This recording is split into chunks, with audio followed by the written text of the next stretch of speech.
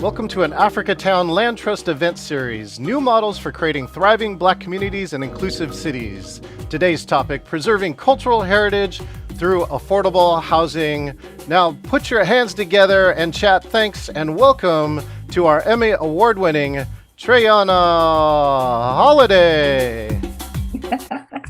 Oh, thank you so much, John. And thank all of you guys for being here, for being able to hear this amazing discussion, but also to participate. We want to make sure that this is an active conversation happening. So we're going to be hearing from our guests. And of course, we're going to also be hearing from Wyking, Garrett, President and CEO of Africatown Community Land Trust. But I want to welcome you officially to the new models for creating thriving Black communities and inclusive cities. This is a 4-part virtual conversation series hosted by Africatown Community Land Trust with nonprofits from 4 historically Black neighborhoods across the country. These nonprofits include Southwest Georgia Project, which launched our conversation series last Thursday. Today we have Houston Land Bank. Next Thursday, we're going to have Hill CDC, and the last one will be Avalon Village. So we are all across the country as community members, stakeholders, and nonprofit leaders fighting to rebuild historic Black neighborhoods. The challenges we face in the Central District of Seattle are not very different from the ones that are faced in Houston, the Hill District of Pittsburgh, the Highland Park neighborhood of Detroit, and Southwest Georgia. We fight to combat Black land loss through economic insecurity, that lack of access to quality, affordable housing and opportunities, and safe, beautiful spaces that promote well-being. That's why it's more important than ever to bring together experts and practitioners, thought leaders, and everyone to answer the question of how do we build thriving Black communities? Our session today, Preserving Cultural Heritage Through Affordable Housing, is the second of 4 conversations.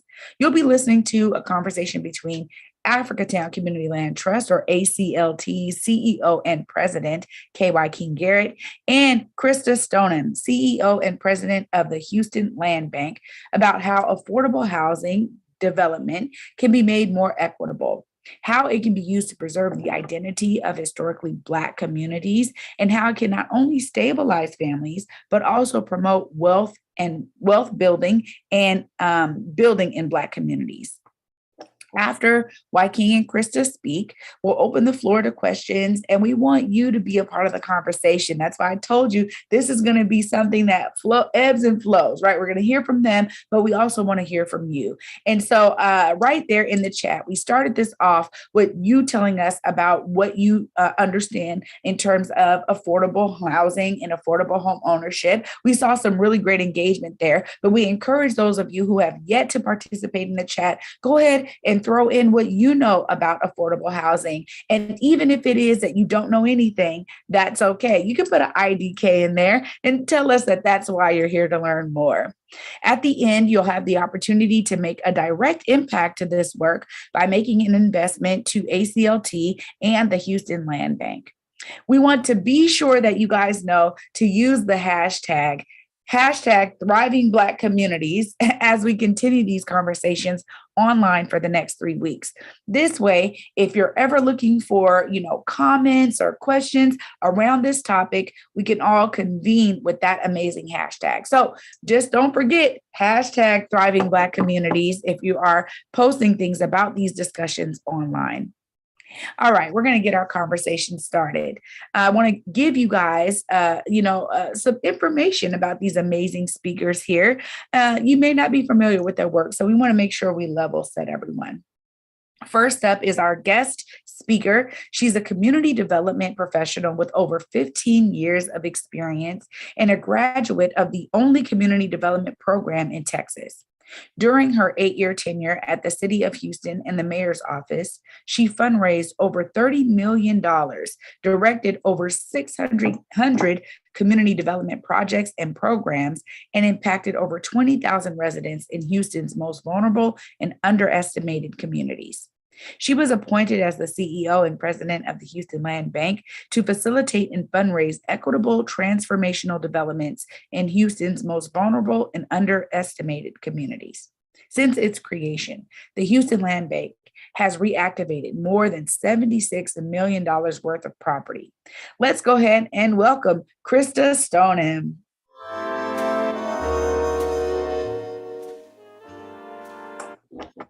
Welcome, Christa. Glad you could be with us. Thank you. Thank you all for having me. I'm so excited and grateful to be here. Absolutely.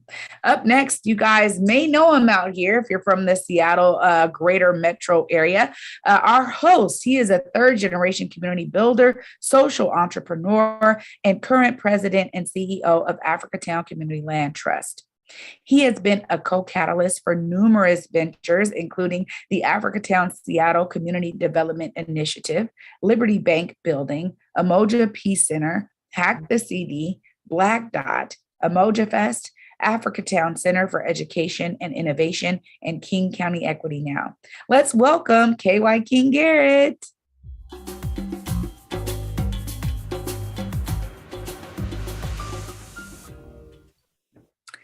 Welcome, Wyking. So glad to have you here. And thank you again for hosting this amazing virtual conversation series. Thank you for being the hostess with the mostest, Trey Holiday. Absolutely. Well, we're going to get right started right now, because I know I already have questions that I'm going to pose. So I'll wait till the question and answer period. But I want to first start off, Christa and Wyking, both of you have decades of experience in community development and community organizing. We want both of you to share a little bit about your earliest activism and education and how those experiences have informed your current work in affordable housing development. Let's go ahead and start with you, Christa. Sure. So my background's in architecture and community development. You spoke a little bit about it in my bio, but really in terms of what helped to influence me and even choosing that as a major and back when I was in school was my family history. So my grandfather, who initially came from Texas, migrated to San Francisco, California, and was the first Black dentist there. But also he began to acquire property and develop for affordable housing for my family and for families in the Bay Area. So when I kind of reflected on when I was as a child, and I used to play with floor plans, not really knowing what they were, and hearing the stories of the families that were impacted by him, that really helped to influence on how I wanted to give back to the community and be a part of inclusive solutions for all communities. Thank you so much for that, Christa. Wyking, same for you. You've been out here doing a lot of different community development and community organizing. How does all of that experience inform what you do now at ACLT? Sure. I think, it goes back to similar to Christa's story. My grandparents migrated from Alabama through Kansas in the coal mines, and then west to Seattle and Los Angeles. And my grandfather was he was the first Black electrical engineer in the Pacific Northwest, and also was a developer in the community, helped co-found Liberty Bank, which was a second Black bank west of the Mississippi, and was, involved in different ways in the community. And my father, Elmari Tahir Garrett, was really and has been just a front line in the Black liberation struggle for over 50 years in Seattle, and led the effort to establish the African American Heritage Museum and Cultural Center, the anti-apartheid movement here in Seattle. So I was kind of raised just kind of being present, right, and seeing what it means to claim your agency and be active in shaping the world that you live in, or the community that you live in, or the city that you live in. And so, again, just think about the struggle to establish the African American Museum. It actually included an occupation which became known as the longest act of civil disobedience in the U.S. And I was 8 years old. I was there as a part of that. And so just being in meetings with elected officials and so on and so forth, and community, and just really got a clear view, right? And I don't know how I ended up here. In our blood. Did all of that, In you our know. blood. It's very But yeah, and just really understanding the importance of institution development and, you know, to really sustain and shape and influence community. Institutions create the conditions, you know, institutions, people, businesses, culture all need space and land to exist. So that's kind of it's kind of a little bit of backstory. Thank you so much. Thank you both. Guys, both, as you said, Christa, you know, come from this. It's in the blood. I understand that. Coming back to you, Christa, the Houston Land Bank was created in 1999 to acquire, dispose, and steward vacant, abandoned, and damaged properties. Could you speak to the history of the Houston Land Bank and how its focus has expanded to housing as a tool for transformative community change? Absolutely happy to. So it actually started off as a program that lived within the city in the Housing and Community Development Department. The city would go and acquire tax delinquent properties. They had an interlocal agreement with our taxing entity. It was between the city, the county, the school district, basically all the governmental entities that have an increment of tax on property tax. And all the properties that were on the struck off fund, you know, the ones that people were not bidding on, automatically went into this program, which was called LAURA. It stood for the Land Assemblage Redevelopment Authority. There was an assemblage that was done in order to acquire properties, mostly in the Black communities because of all the tax delinquent properties. And the program would sell the lots to builders for $1 as long as they constructed affordable housing. Over time, they piloted it with 2 neighborhoods, and over time it expanded to maybe about 15. They developed over 1,500 properties throughout the city and became very successful, and then decided in 2018 that it really needed some intentional oversight and staff in order to elevate and expand the mission. So it was reformulated into the Houston Land Bank. Now we have board members of about 13 different members that are appointed from those respective taxing entities. We have a staff of 9, and we still move forward on that same mission. Now, we don't sell lots for $1 anymore because it's just not sustainable, but we do sell the properties anywhere between 50 to 75% on with that same mission. But we also expanded the mission to include other supportive needs outside of affordable housing, such as economic development, flood resiliency, food insecurity, et cetera. So really, you know, the foundation of the program, and even after reviewing some of those preliminary bylaws and documents, talks about, you know, working with the community, empowering their neighborhood plans, and just being intentional about solutions for our neighborhoods. Oh, phenomenal. My goodness. Yeah, $1 sounds amazing. I understand how you had to upgrade. Thank you so much, Christa. Wyking, ACLT was founded in 2016 to preserve and promote Black community, businesses, and culture in the Central District in Greater Seattle region.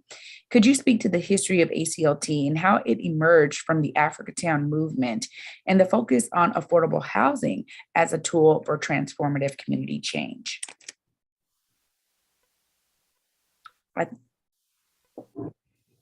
Yes, definitely. So, you know, growing up in the Central District and Triana and others who have been here have seen and experienced the rapid amount of and the significant amount of displacement that has happened. So just living through that and watching a community that I knew, grew up in, just dissipate before our eyes, you know, our work just in, you know, community was like, well, if the community's not here, then what work in community is there? And so, you know, just the idea of, you know, the community of Chinese people anywhere outside of China is pretty much referred to as, you know, Chinatown. You know, there's Koreatown, there's Little Italy's, you know, there's, you know, Little Mexico and so on and so forth. But, you know, Black people and even just here, it's New England and, New Hampshire and New Orleans, right? Like so many, we see people with spaces that they occupy having a connection to, their places of origin, right? And just having that bridge. And we noticed that we didn't have that in the narrative around Black people and Black space, whether it was in, the CD or South Central or Harlem or wherever it may be, was negative, right? A place to escape, avoid, et cetera. And if you think about the narrative around Africa itself, also, again, a place of, famine, civil war, right? A place that is in need of aid, right? Not a narrative around birthplace of humanity where arts and sciences and different things, started in our communities here, not, having that narrative around how much richness and, the soul of America that emanated from these Black communities, the cultural forms, et cetera. And so it just started with first, reclaiming a narrative around how do we create spaces that reflect the Black greatnesses and contributions to the world going forward. And in 2014, there was a planning around the City of Seattle 2035 plan. And when we looked at that, we did, in addition to just seeing our community dissipate, we didn't see our community in that plan, which was the comprehensive plan for the city. And so we initiated a plan, Black Seattle 2035. And simultaneous to that, the Liberty Bank building, the Liberty Bank site, the original Liberty Bank, which had went out of service, like many Black banks faced, demise through institutional practices and had become Key Bank. But Key Bank was leaving the community, and there was understanding that if they left, it would come back to the community. And so when they closed that branch, my father began to initiate a reclamation of the site, and we mobilized community to hold true to that, make true of that, promise and coming back to the community.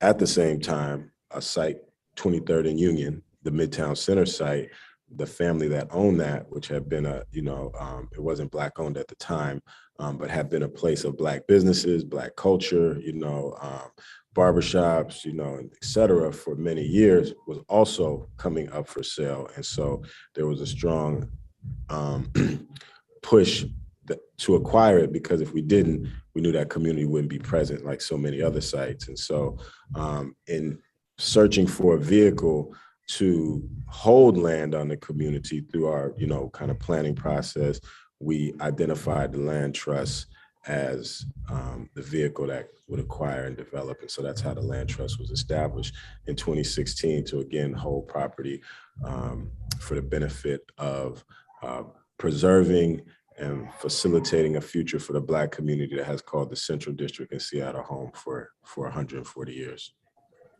Yeah, absolutely. And it's great to know that history. It really helps to cement our discussion here. So thank you both. We want to talk a bit now about some of the successes, and I'll start with you, Wyking, because just this February of this year, ACLT broke ground on Africatown Plaza, which is a $60 million, 7-story mixed-use development that will provide 126 units of affordable housing. It's also located right here in the Central District, the previously Red Line neighborhood. Can you speak to this as a success and other successes that ACLT has experienced with regard to your work in affordable housing? Sure. I would say that the first success is really changing the narrative and the conversation, because at the time that we entered, into this conversation about the Seattle 2035 plan, mitigating displacement and things of that nature, the Central District had been written off, and there were other areas such as Chinatown International District and Southeast Seattle that people were focusing on,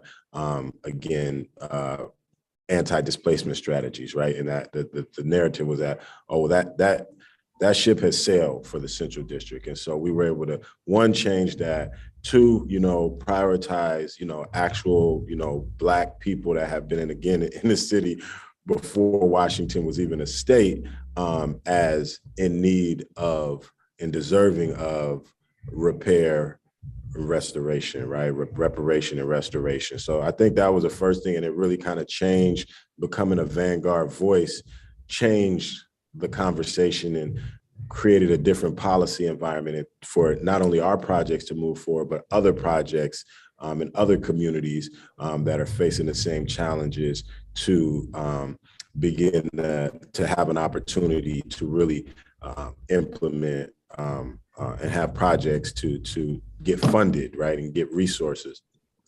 But Liberty Bank building, which is on the site where the original Liberty Bank was the first project that we were involved in, which is 115 units over commercial space. And we were able to enter into an MOU through advocacy and working with community, Black Community Impact Alliance and Bird Bar Place and affordable housing developer at that time, Community Capitol Hill Housing, to enter into a MOU that prioritized the future use of the space, which is now, open for 2 years, to be rooted and continue the legacy of the initial Liberty Bank, which was to give access to economic mobility and opportunity that was being denied to the Black community.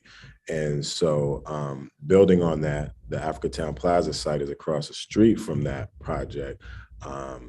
And the first project where we're the lead developer on, and as you said, nearly 130 units. And so we broke ground and we're looking forward to that. And not only, so that's 14 months out, and again, these are demonstration projects because one of the things is that, community spirit in many ways have been defeated also by the things and not feeling that anything different could happen other than what was happening, which us being erased and displaced from this place that provided us, fertile ground to grow and rich culture and all of that. And so these projects represent brick and mortar possibilities of what can be at a much greater scale, right? And so now we know that there is a way forward if it's invested in and if it's pushed forward. So I think those are some of the successes from just those projects. We also acquired a full square block, which was formerly a nursing home, Cato Nursing Home. And that was going to be 300 units of unaffordable market rate housing that would only further the displacement and not allow people to stay or come back to the community. And through community mobilizing, Africatown Community Land Trust was able to acquire that site for $14 million in October of last year, and then repurpose the building, which was initially served the Pan-Asian community, Japanese elders, and repurpose that building to reclaim the building from that developer, and then repurpose the building in the interim pre-development stages as Banu Community Home, providing over 100 beds for focused on reducing the overrepresentation of Black men in the houseless population. And so that is open, serving community, and now planning is happening for nearly 300 units of affordable housing that will again further the mission through Liberty Bank and Africatown Housing of bringing people back or keeping people in community.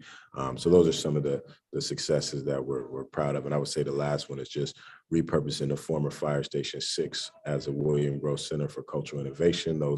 The renovations are nearly done, and so that will be opening in this summer, providing coding, 3D printing, VR, AR, just opportunities for, creative economy, innovators, all of this brilliance that's always been in our community, entrepreneurial spirit always been in our community, to be connected with the larger ecosystem of knowledge-based industry and economic opportunity that has grown around us, but without us.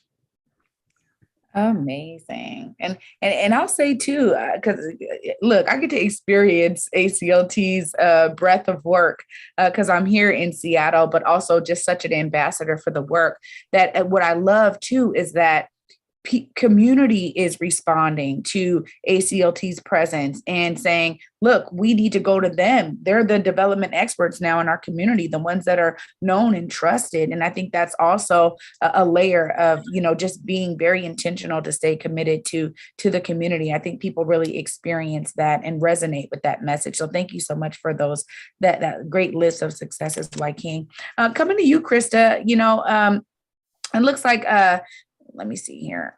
Okay, sorry. The Houston Land Bank, you reactivated over 2,000 properties since 1999. So can you speak to this and other specific successes that HLB has experienced in regards to your work around affordable housing? No, absolutely. And I also want to build off of some of the things that Wyking said, because shifting from a program to a leader in community development is changing the narrative, right? Because we have been, in a sense, behind the scenes of a lot of different mayoral initiatives that have taken place since '99. But where we're going now is really exciting. And I'm going to speak out their successes because they're still in formulation, of course, right? Community development doesn't happen overnight.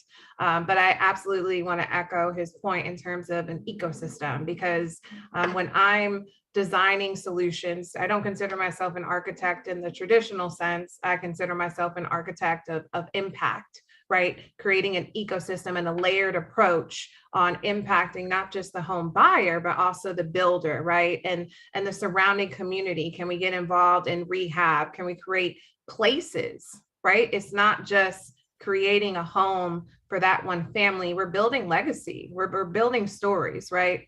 So one of the exciting projects that we're actually kicking off in 3 weeks for today is our first master plan development.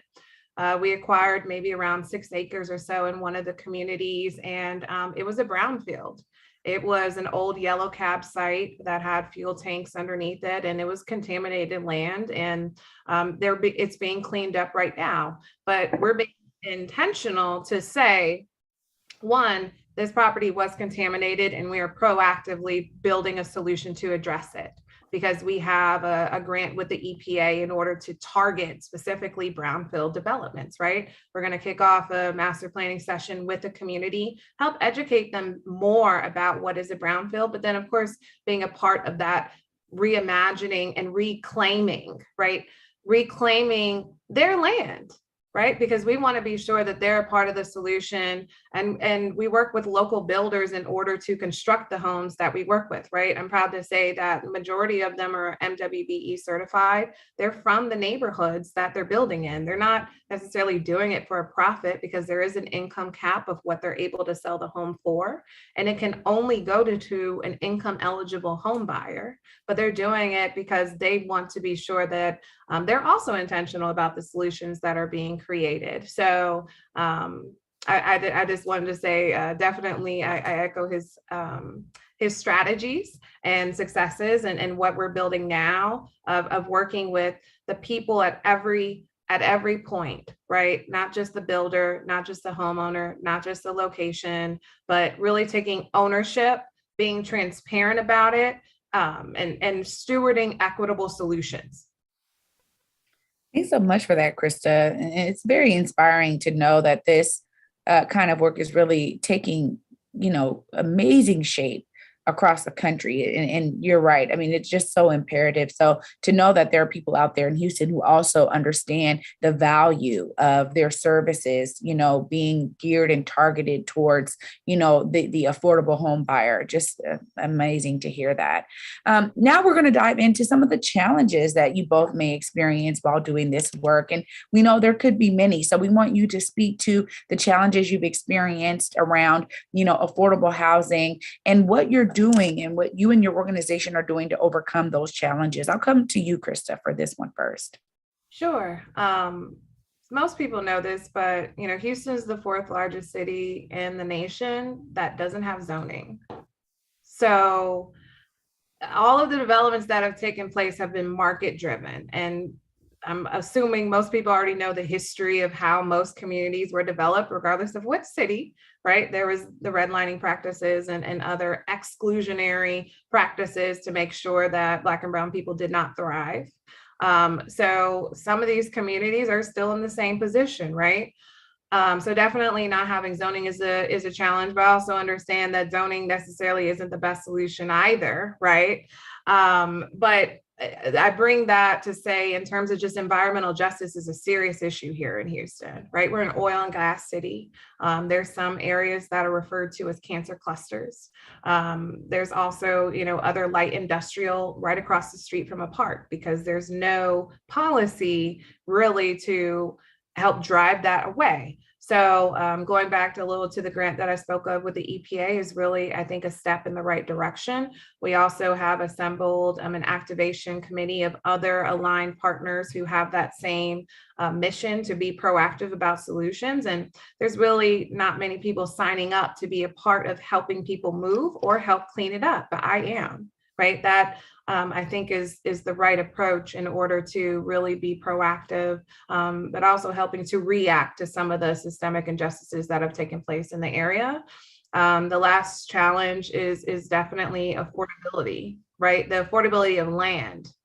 I think I just saw a study just today about saying how the median price has risen from 150,000 to 350 over the course of 10 years. It increased, I think, by almost 40,000 just in 1 year alone.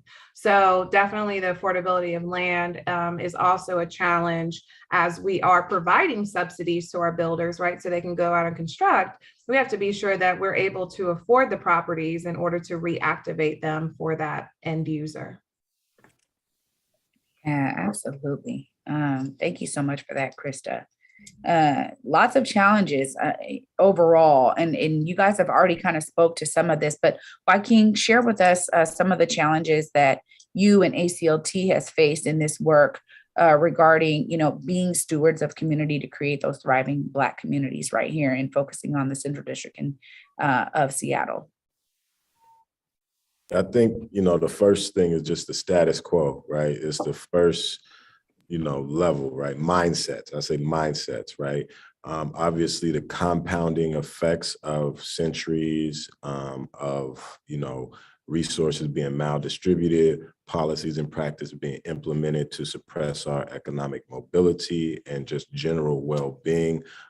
Combating that and disrupting that is a significant effort, as we know we're only continuing the work of others who have come before us and, paved the way and laid the groundwork, and we're taking the baton and carrying on in the marathon or relay. But again, the mindset of the status quo is that like gentrification is just like a natural phenomenon and displacement, but really it is the product of practices, policies, choices that were made previously, right? And so really, getting people to understand that another way is possible if different choices are made, right? Another challenge is the fact that, a whole, kind of nonprofit industrial complex has developed around solving problems that are derived from the same things that I just said, the centuries and decades of certain types of practices.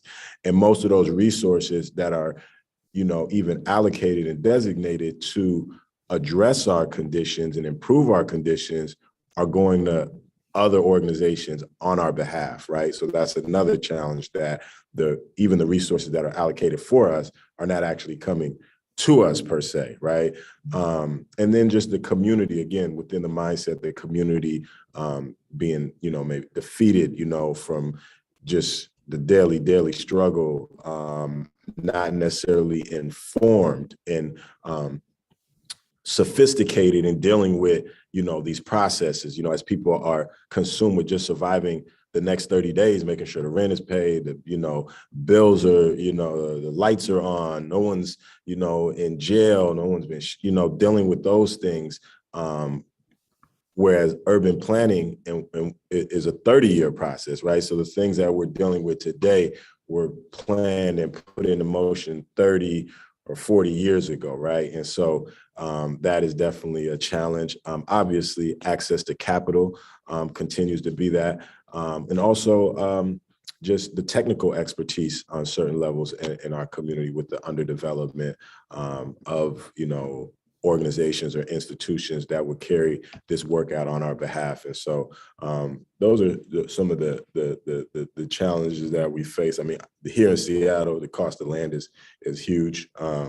And so we've been working through those things, and then even meeting our goals, right? So being able to prioritize, Black community-based contractors and community-based businesses, then they face issues to, access to capital based on, again, the same wealth inequalities, that have, continued to persist and even grown, right? And so again, access to capital. So then it's like we have to come up with innovative solutions, which we have been doing to make sure that we're able to maximize the impact of these projects, not just providing, the space to the, the end user community member, but also looking at how this infusions of capital on these development projects, similar to what Christa shared, is being received and accessed by, contractors and workers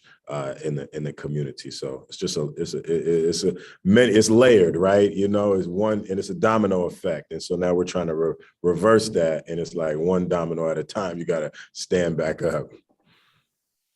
Yeah, absolutely. And, just listening to both of you as well, it's interesting because there's always this layer of educating the community that you are serving as well, right? That can sometimes be challenging too, because historically, our communities have not participated in urban planning, design, building their community around them, being the voice for what they need in their community, and then being, integral as, a stakeholder in that building, in that institution, whatever it may be in their communities. And so I heard that from both of you, that there's also this layer of, bringing the people along with you as you're looking to serve them, which I think sometimes can be challenging too, because they're like, well, why should I care? And you're like, wait, this is why, let me tell you why you should care. Let me tell you why we exist. Thank you guys for those amazing answers. As we kind of look at, successes and challenges, we also know that there are a multitude of ways that you have to be innovative with this work through affordable housing. And we see it in multiple ways, like unique partnerships, models, doing different things. I'm going to come to you first, Wyking, because we know that ACLT, you guys have to do some additional work to preserve that cultural heritage of Black neighborhoods to prevent displacement. And one of the examples we know of that ACLT has used is, public artworks being curated for Africatown Plaza to honor the legacy of Black families in the Central District. Can you speak more to that and how you're utilizing those kind of measures in your development to preserve cultural heritage? Yes. Well, one of the things, we look at our projects as the living memorials. We don't want to just become murals and plaques and, statues, in a community where we were actually living, moving, creating, and growing and experiencing, right? And so starting with Liberty Bank, there was 9, community-based artists that were commissioned, and, probably about $300,000 that went into telling the story of the Liberty Bank building, the Liberty Bank and the community that used it, right? And so that was kind of a start with that. At the Midtown or the Africatown Plaza site, one of the things that we did was a temporary activation on the site before the buildings that were there were demolished, right? And it was a 30,000 square foot mural, outdoor living room, where there was a, coffee table, so to speak, with a photo album of photos that were submitted by community members of their experiences in the Central District, and events that happened in that space to activate it, to really project the future that we wanted to see permanently, and some people are like, why would we do this if they're going to tear the building down, right? It was really to make it more concrete, right? Because you have to provide experiences that people can really feel, they can, see, touch, taste to make it real, these abstract concepts around cultural preservation and things of that nature. And so now the site and the buildings that have been developed, part of the site, which is being developed or has been developed by a private market rate developer, who we entered into an MOU with around shared values of not just having, so that project, we have 20% of the site, they had 80% of the site. We were not able to raise all the capital to acquire the site. But if you go to 23rd and Union right now, you see images on the buildings. You see Black businesses have also been prioritized in that side of the space.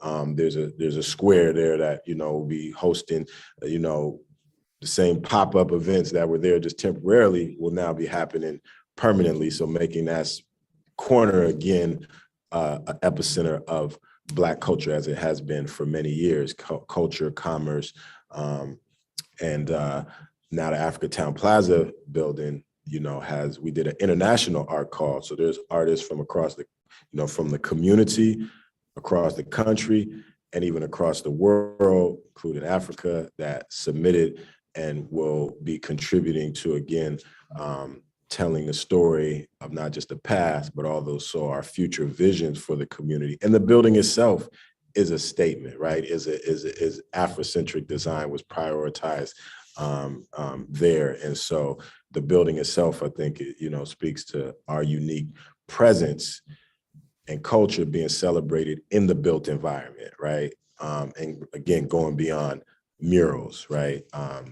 And so those are some of the ways that, we will continue to build on to do that. When we think about buildings don't build community, right? And a great amount of trauma has happened to the people. People build communities, not the buildings themselves. And a great amount of trauma has been experienced with this displacement. And so Dr. Mindy Fullylove wrote a book called Root Shock that speaks to like this type of displacement and the harm, and so there's people, and many of us know people that they won't come to the community because of the experience that their, families may have had being displaced, and others come and actually move to tears, have real strong emotional reactions. And so we want to think about how do we use art, and I know this is the next session, to create, place where people can reconnect, feel safe, not a foreigner in the community where they were, grew up and things of that nature. And so we think that, we have to be very intentional about, how the space welcomes people back and allows those who have been there to also feel comfortable and connected. That's key. It's very key. Christa, coming to you on this same topic here, we're talking about preserving the culture. How do you do that at Houston Land Bank with all of these amazing development projects you all are doing? Absolutely. And once again, Wyking's point, it's also about, partnerships, right? So Houston also has a community land trust. Shout out to Dr. Ashley Allen. And we work closely. She was formulated around the same time the Houston Land Bank was created, because we were intentionally created to work in tandem with one another. Just maybe a month ago, they just celebrated their 100th home in order to steward long-term affordability, because that land trust doesn't really get involved in the development activity. It's more of working with the home buyer, but that works perfectly for us since we work with the home builder and with the land. So definitely that is a model of how we work with communities, because the Land Trust Board has community members on it.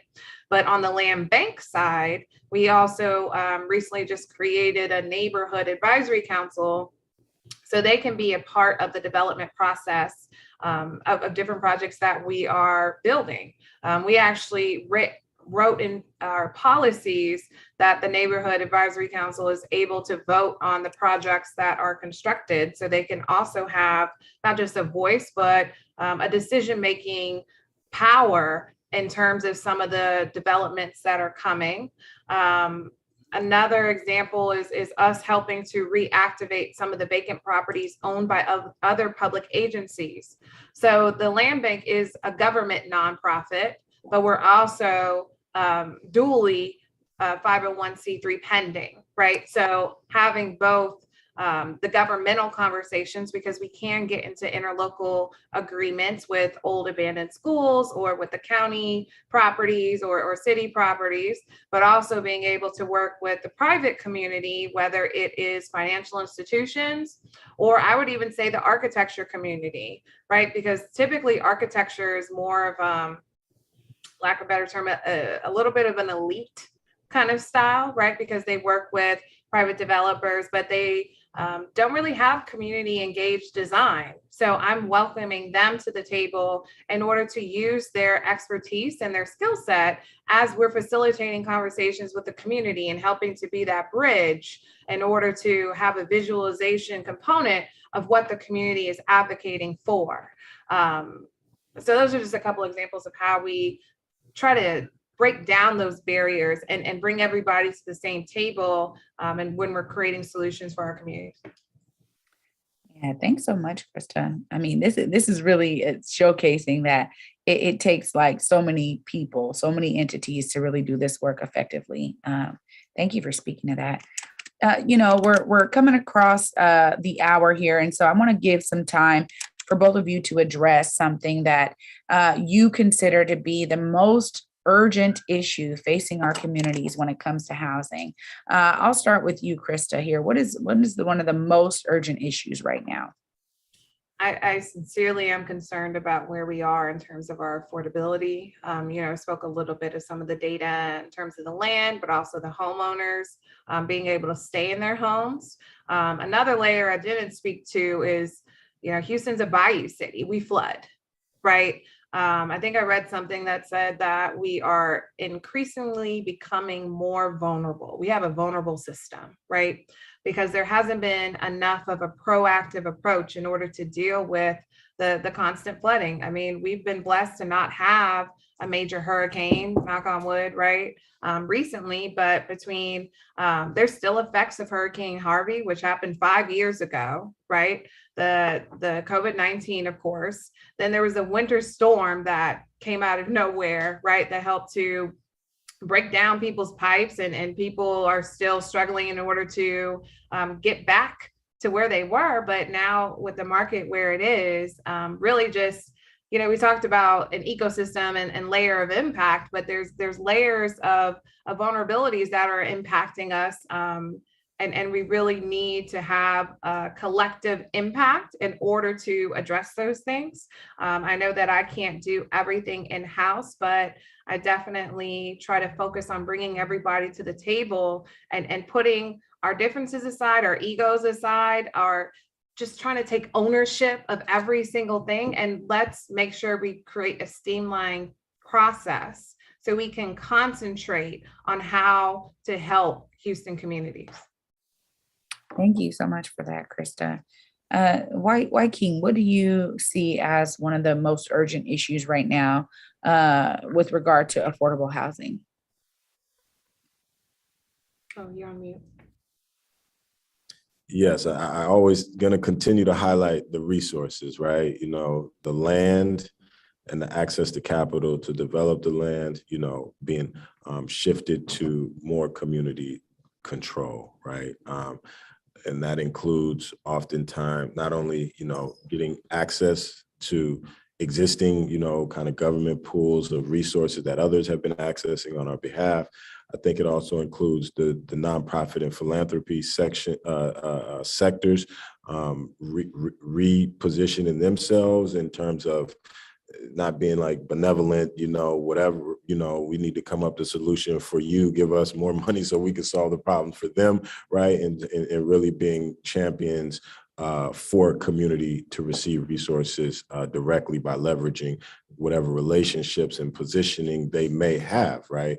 And I would also say just increasing awareness and getting community activated in terms of taking the destinies, in hand, right? And really exercising agency around what is happening. So I think continuing to educate about opportunities and collaborate to come up with solutions, because I think that the solutions are, within us and among us, not only in our community, but again, others who share values around what type of cities, and society this is going to be going forward. Like, people have to take action. Like, nothing is guaranteed, to the next generation except those things that we actually work to make, happen, right? And so I think those are a couple things. I think making sure, I would really, back to the resources,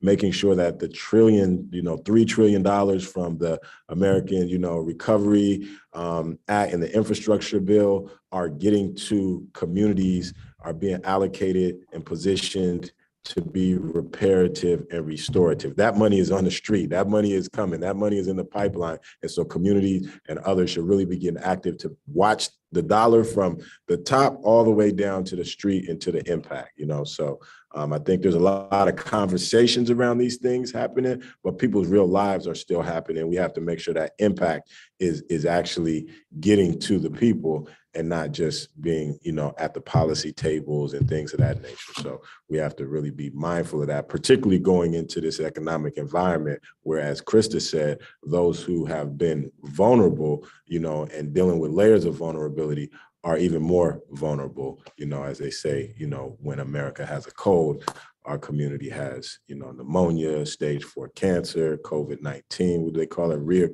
Recurring morbidity, situations. And so those are my thoughts. We have to act with urgency. We have to act with urgency and intention. Yeah, it's clear too that, what we're really talking about here is that, it's interesting how similar these urgent issues are, all the way from, Seattle to Houston, right? And that's one of the big takeaways for me today, is listening to both of your answers throughout this kind of question series, is that really there's a lot of similarities here. And so I love the fact that, there is this kind of, mentality here through Africatown, really, of, acting locally, but thinking globally, right? And acting locally. And so the ideas of learning from all of these communities and being able to build relationship with folks like yourself, Christa, is so critical in this work, because there may be, differences in terms of the regions that we're serving. So there's some differences there. You were talking about flooding, right? Which we don't deal with so much here. But the idea is that there are practices in terms of solutions that you're doing that may be beneficial to us and vice versa, is really exciting. So thank you guys for that question and answer period there. Go ahead. You want to say something, Wyking? Yeah, I just wanted to, I think it's a unique structure, the relationship between the land bank and the land trust, right? And so I really would like to hear Christa speak more to how those tools can be, again, combined in different communities, to be for greater impact, right? Because that's not something, we don't have a land bank here currently. I know other cities do, but just the pairing of the two, or the close collaboration of the two, can you speak to the power of that and how it can increase impact? Sure, absolutely. So like I spoke a little earlier, our land trust is not developed, but they do have a program called the Home Buyer Choice, where basically a home buyer can buy a property as long as it's eligible within a certain zone in order to place it into the trust. So they work with our builders, right, who knows about them, in order to help refer the home buyer, because most of if not all of our homes would be eligible for the land trust, but of course it is the choice of the home buyer. But also, as we're moving into the master plan space, I am allocating certain lots and homes for the trust to be sure that we're locking in the long-term affordability for the larger sites, and we're helping to be aligned together as a partner when we're constructing home ownership solutions, but also when we're fundraising, right? We've had some preliminary conversations of how we need to stand together, right? When we're letting people know of how we are building solutions for our city. The last example is a separate program that is more so administered by the city of Houston, but we do have a role in terms of helping to sell the homes. Basically, they work with their own builders and help to procure and develop the actual home, but we help to determine the sales price, and we also help to market that. And then the home buyer, once again, has the choice of whether they would like it to be conventional or into the land trust model. So we're making sure that we're coordinating in terms of our efforts of how we're building solutions for our city, but also as I'm moving into the large tract space, I'm making sure that I'm building solutions for them as well. Thank you. Great question, Wyking. Thank you so much for that. It looks like we do have some questions in the chat. Of course, for anybody who does have a question, now's a great time to put your question in the chat. We'll try to get to as many of these questions as possible. First question up here from Zoom. Thank you guys for tuning in on Zoom.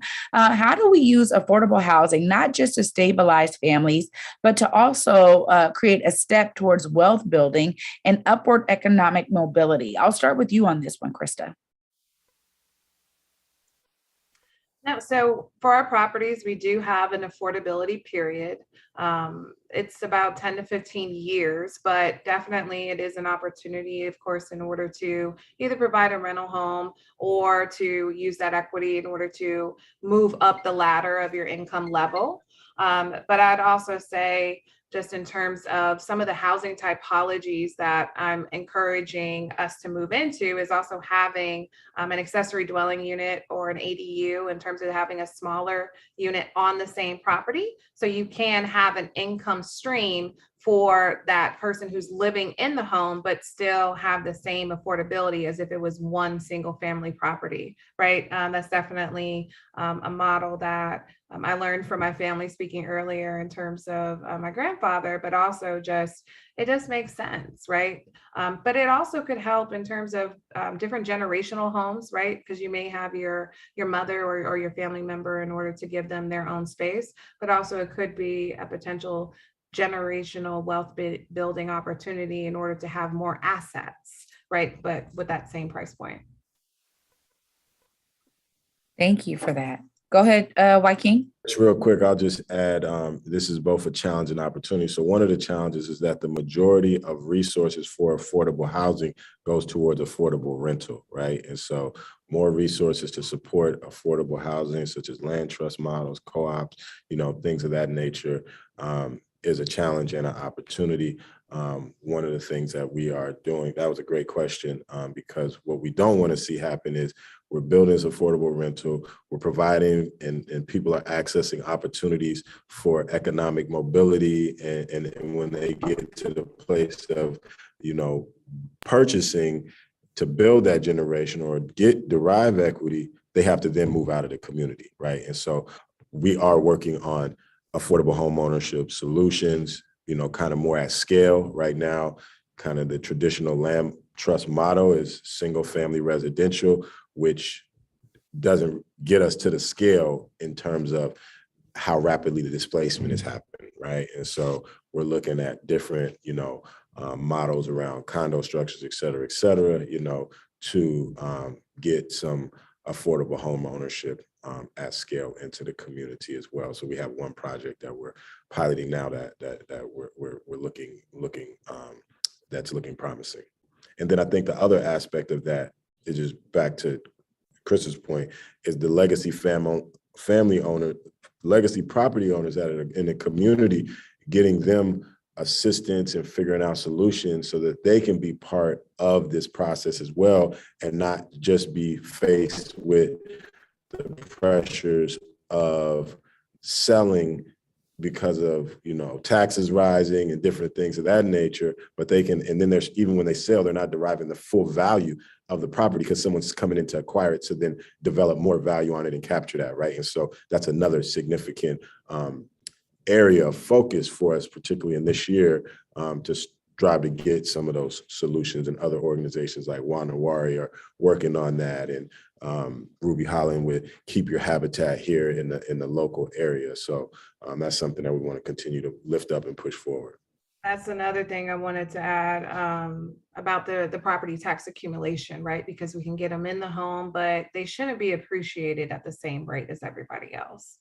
Now, I haven't necessarily figured that one out yet, but that is something that I'm advocating for on the policy side of advocating for. If I can prove to you this is an affordable home, how can you help to make sure that they're not facing the same as the market rate on the back end, right? Because I'm setting it up for their long-term success, but you're accelerating their displacement. So that is something also that's a challenge, but it's also a challenge I'm up for.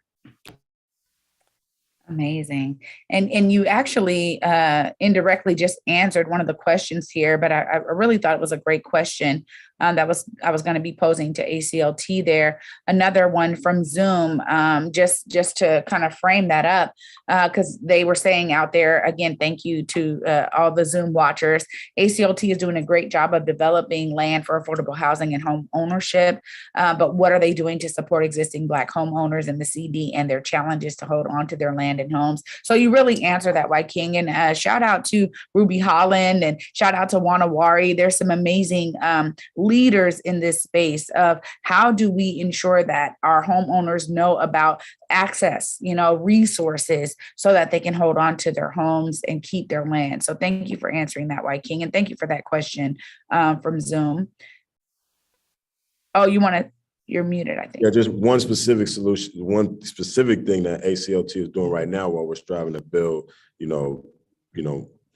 design more solutions with community around this particular issue, is that we're kind of providing a free real estate legal clinic to community members. So we're sponsoring, if someone, a lot of times just 1 hour with an experienced real estate attorney can help people understand what might be possible if they're having some challenges, just to get that initial thing. So that is something, if people have, trying to figure out what might be possible, or if they have specific challenges that could benefit from some insight, we are making that resource available, and people can reach out to Africatown Community Land Trust if they want to access that opportunity. So that's just one, small thing that is available right now, even as we move towards getting some other solutions. Other thing I wanted to add that wasn't necessarily under our leadership, but that recently passed, was the increase of our homestead exemption.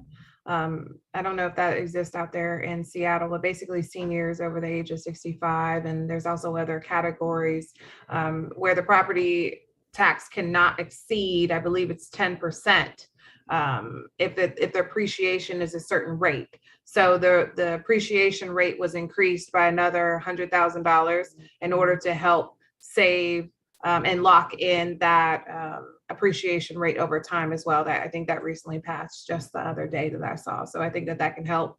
But ultimately it's about policy, right? I think that's kind of what we're all saying is, we're going to do our part. We're going to help to provide real estate clinics and other tools. But part of that is us coming together to advocate for the policymakers, right? Because they're, as much as I want to say I can really dictate that long-term affordability, you can in the land trust model we have, but definitely if they choose to be conventional, it's a little bit more of a challenge without the policies to help.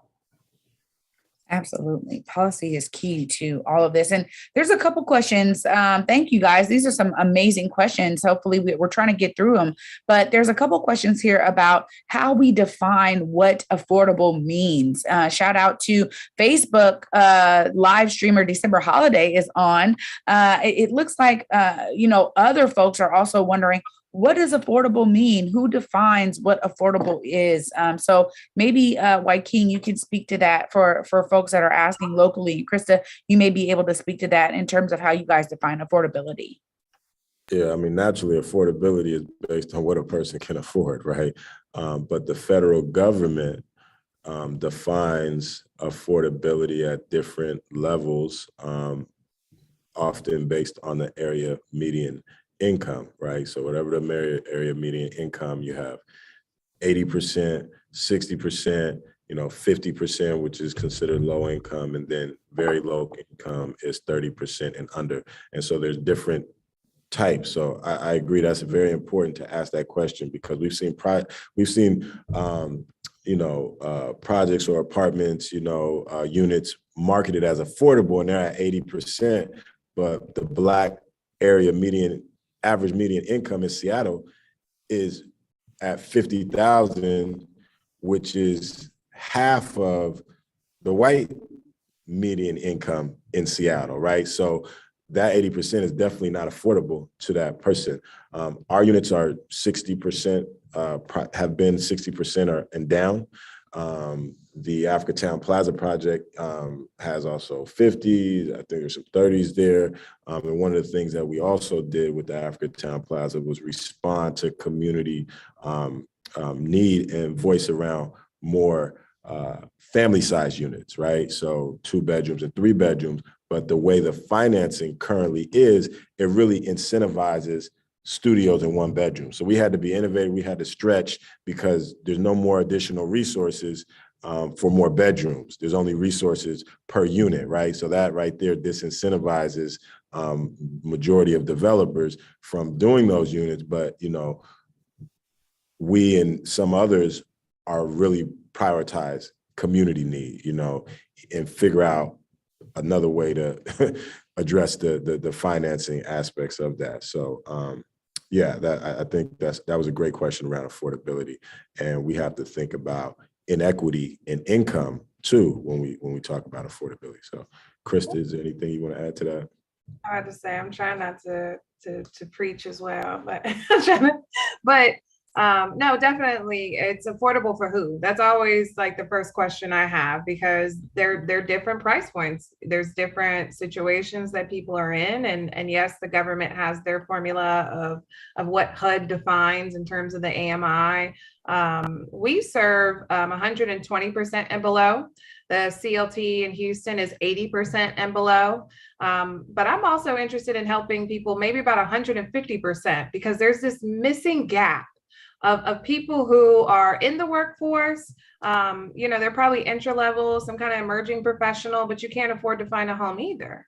So it's really building housing solutions for all family types. And then going back to partnership again, because some of the financial institutions do have great products to help lower that front cost of whether it's no down payment assistance or not having PMI. Definitely, that private mortgage insurance doesn't help either. So just trying to build creative solutions when we're saying affordability, because it is not going to be a one size fits all approach. It really is creating different solutions for who we're serving, because it's affordable for who. Yeah. Thank you guys for that. And great questions from the chat. We also have an updated question here from Jules on YouTube that they just saw that Amazon pledges $23 million to build affordable homes in Seattle. Is some of that money going to Africatown? They're asking, Wyking. We are definitely advocating for that. We are in communication. We are participating in Housing Equity Accelerator for emerging developers in the Black community, which is through LISC, the local LISC chapter, which is connected with Amazon. But I think there is an opportunity for Amazon and some of the other corporations that have, significantly contributed to the displacement to take a much bolder role in terms of their investments to mitigate the displacements. And so we're continuing to advance that conversation around the role that, again, they can play in supporting the preservation and facilitating our community be able to grow and thrive in place and be a part of the future of Seattle. A lot of that, and Microsoft had a similar program that I think primarily targeted the East Side and the housing that Christa is speaking to, right? What they call the missing middle income, right? Which still misses a lot of our community members, you know, when we look at the fact that we haven't been included in the economic growth equitably. And so our incomes are not at that level of the missing middle in many ways. So yes, we are advancing proposals to particularly around the home ownership aspect, actually, and specifically around getting relief and solutions, developing solutions for the legacy property owners. Those are some of the things that we're advancing in that conversation. Thank you. Well, thank you for that. And there was a question here that was kind of similar to what you just described there. You know, as people do make good money, how do they tap into some of the community building that's happening when oftentimes, you know, the fact that they do make good money prices them out? So thank you for addressing that, because I think that there are ways that people want to be plugged into, you know, what they consider their community, right? And they want to be a part of that. And so how are we thinking about mixed use of, you know, lands and houses and home ownership opportunities, so that we're building communities that are not just, everybody there isn't just looking for affordable housing, but there are some there that are looking for that market rate, or, you know, but they want to be a part of that community. So shout out to who asked that question. I'm going to get right back to it because I thought that was a great question there. So thank you so much for putting that in there. Also, we have a really good question here from Melanie. Really talking about Washington State, how they have the opportunities to preserve historic properties, as well as assist buildings that house artists. So as far as land banks or land to be acquired, has this been taken into account? Some of that work around building preservation. She says often these buildings are beyond eminent domain law and are protected in several ways. So they do protect veterans, Native peoples. They have particular rights that we may want to look into for acquiring land. And are those being considered? We have not been in that space, and I would be interested in how, you know, just those classes, protected classes, are being addressed. You know, Black people have endured, you know, centuries, you know, continuously. How we will be addressed as well. It is exciting to see, like in a building like Liberty Bank, that we do have so many artists accessing the affordable, you know, housing there, entrepreneurs, right? You know, that haven't got to the next level yet. They're, you know, they're not, you know, multi-million dollars, so they're still building their business, you know, and they're able to access, you know, and find affordable housing there, and creating a community of creatives, entrepreneurial people, and supporting them. So that is something that we have been excited to see, but we haven't been in the preservation space, particularly. The fire station is a building that is, you know, landmark for preservation. So that structure will stay there. But most of our work has been in new development. Thank you for answering that. And lastly, Christa, is there anything that you guys do around preservation? Because you guys have been doing so many different projects and actually restoring buildings that may have that. I don't know if Houston has buildings that are, you know, hey, this is now a historic landmark. It's preserved in that way. Are those kinds of properties folded into your work at all? I would love to, but no, not yet. I mean, I would love to be a part of adaptive reuse, right? If there was something that, whether it's a historic landmark or not, it just has the cultural history, right? Because at least in Texas, some of the knowledge that I'm aware of, at least, I'm no subject matter expert, but some of the steps in order to even designate it as an official historic landmark, most of these community assets that are treasured by our residents don't qualify. Right. So they get torn down, and then you see the plaque. You'll see the little plaque there of what was there, but there really was no protective measures in order to protect So definitely being involved in conservation, and helping to restore that history, right? Going back to the earlier question about what does it look like to preserve culture in the neighborhoods is preserving some of our spaces. So that's something that I would love to do. Of course, if we are able to afford it and able to revitalize it and for a bigger purpose, but we have not gotten to that space yet. Well, I just want to thank everybody for amazing questions. And before I turn it over, I think one of the things that I wanted to make sure we address here, particularly with Christa on today, is as Black community members are kind of sometimes moving outside of Washington State because they can't afford to live here, we're also now flooding into areas like Houston, right? And, we're doing new developments. We're coming with, our Pacific Northwest dollars into Houston. And I think it's also very important for us to think about how we don't move away from our neighborhood, which has been gentrified, and then we move to other areas, parts of the country, and then become the gentrifier. So that's just one little tidbit I wanted to add here. I think it's really important because I know a lot of people are flooding to states down south, looking for that affordability. They want the big home, but they don't want to spend $1 million to get it, right? And so, Christa, I know we had just talked briefly about how that is also creating some levels of inaffordability for those are in Houston who are looking to buy homes and purchase homes. So I just wanted to make that note here. I think it's really important for us to uplift that. And thank you both, Christa and Wyking. What an amazing conversation in this series. Really appreciate all of the amazing questions from folks out there in the audience. You guys are really paying attention and it allowed the conversation to go to another level. So I want to thank all of you for participating in this discussion. We hope that it was not only informative, but that it inspired you to help build spaces of equity in your communities. And now you're going to hear from ACLT Board Member Vice Chair Jacqueline Armstrong, or as I call her, Auntie Jackie, about how you can make an impact to help push this work forward. Thank you so much, Trey. Hey, y'all, this is Jacqueline, and I'm so happy to be here to participate in the conversation. Wow, I didn't know about Houston Land Bank, but Sister Christa, you're doing it, and I appreciate it. I didn't know about the cancer cluster and all of the issues that you've been working with in Houston, but girl, you are doing it and you are leading the way, and we are joining you in the solutions.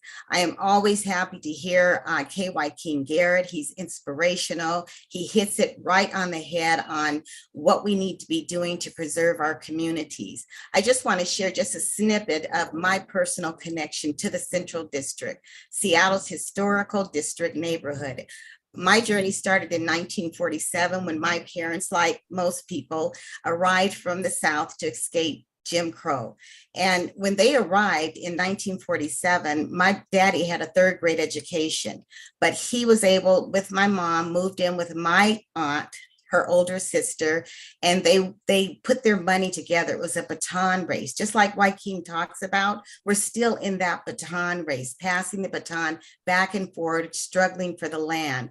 But my parents were able to maintain, after being in Seattle for 6 months, like Christa and Wyking's grandfather. My grandfather arrived in Seattle on the train with a satchel with $500 and a gun. Apparently, the railways weren't checking firearms back in the 1940s, but my grandfather showed up. He had that $500. They put a deposit on the home that I still live in. That was almost 75 years ago. My parents were not educated. They were not rich, but I still live in the same house that they, every day, the baton race. My mama was coming out the door and my daddy was coming in the door. My mom got a job at Boeing, so they had some resources. She worked overtime, which was great because on Saturdays, my daddy made the best pancakes. But trust me, y'all, it was a struggle. I remember being in the thriving community back in the 50s. I remember going to Black-owned restaurants, the Eats, Home of Good Barbecue, Dirty Brothers, Helen's Diner, Thompson's Point of View. I was so proud to go to a Black-owned pharmacy, a drugstore where the Black man behind the counter was filling the prescriptions. they had the best comic section in the world. I mean, my parents knew the Jordans, so I would go in, speak to them, be polite. They had the great comic section book. And then I would go to the Facts newspaper, a Black-owned newspaper, and deliver papers for them, because it was the way of connecting our community with celebrations and who to vote for and just information. So I know I have a lived experience with the CD, but when gentrification hit, it was traumatizing. Seeing the Black families leave that I grew up with, watching people come into my community that looked at me as though I was a foreigner, it was traumatic. But somehow, I believe one other board member reached out to me and told me about the work of ACLT. It matters to me because it directly mirrors my parents' morals and values. This is the work. This is the work that is urgent and is necessary. When you're really ill, they send you to urgent care because there's something serious that needs to be taken care of. This is an urgent matter where you need to really understand the importance of putting your money into this work that Christa and Wyking are talking about. And so now I'm going to ask you if you could please think about donating, and whether it's big or small. Look at the screen behind me. Now's the time to take immediate action to support this work of these two organizations that we've heard so much about in this past hour and a half, and how we're working to ensure long-term affordability and quality housing for Black residents. So as a part of our hashtag Thriving Black Communities campaign, our goal is to raise $100,000 to support our affordable housing development work. Embrace your power now and advance the work and the initiatives that Wyking and Christa have discussed. You can look at the screen.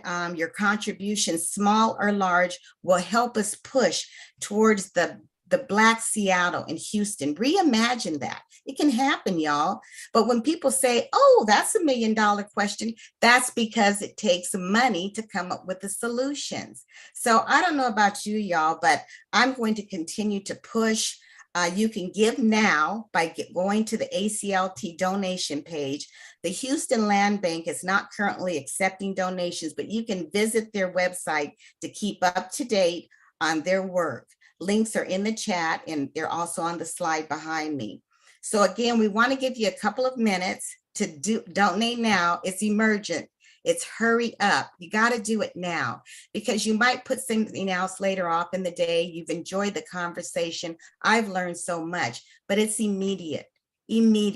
So I ask you to just take a few minutes, go to the chat and look at the donation page so you can donate. I was talking to my husband the other day about our financial year-end goals. And I said, you know, baby, we might want to discontinue donating and going through Gerber plan for our granddaughter, because I don't believe Gerber plan is going to help the next generation. What I am going to donate to is ACLT. I believe ACLT and the work we're doing is going to help not only my granddaughter, but the next generation. Think about it. This is urgent and the time is now. I thank you so much for partnering with us. I thank Christa and Wyking for all of the work you've done. And I'm so proud that we are standing on the shoulders of people that have struggled hard. They lost their lives. They struggled for the land. But y'all, it's a new day and I'm down for it. So please donate now. Thank you, Trayana. Oh, amazing. Auntie Jackie, thank you so much for rooting us in your history and for bringing your lived experience to bear in that ask for donations, but also it's a way to connect. Somebody earlier asked, what volunteer opportunities does ACLT have? You can find more on their website at africatownlandtrust.org. We want people to be connected and plugged into this work. Thank you so much, Ms. Jacqueline Armstrong, for that amazing ask. We appreciate you so much. You're and welcome. of course, this wraps up our program, you all. We want to thank you all for joining us. We hope that these conversations have inspired each and every one of you. We also hope you can leave here with at least one tool that you can use to affect change wherever you are. We have 2 more of these exciting discussions with 2 other nonprofit leaders and Wyking. So come on and join us on June 30th and July 7th at the same time as we delve into using Black entrepreneurship and arts and culture as tools for social change. You can register for these sessions right now at africatownlandtrust.org, or you can click on the Eventbrite link in the chat. We're also going to continue to learn from each other's successes, share challenges, build collective impact, and raise funds to support our ongoing efforts. We can't wait for you to join our next conversation. Thank you guys so much for being with us today. And thank you again to Wyking, Garrett, and to Christa. We appreciate so much of you coming in and sharing your experience in Houston. And of course, Wyking, we appreciate all the efforts you're leading here throughout the Pacific Northwest. Thank you both. Thanks, everyone. It looks like we have people on here all the way from Virgin Islands as well. So that's exciting, the message is getting out and we can get connected. So thank you, Trey, for being a wonderful host as you always are. And I want to just let people know they can see Trey Holiday, The Day with Trey, every day or Monday through Friday on Converge, right? So she's giving us the news. She's letting us know what's going on in the community. And we appreciate you. And definitely, Christa, thank you for joining us all the way from the big state, the state where they do everything big, because we striving to do it bigger here too. Thank you so much, Wyking. Thanks, everyone.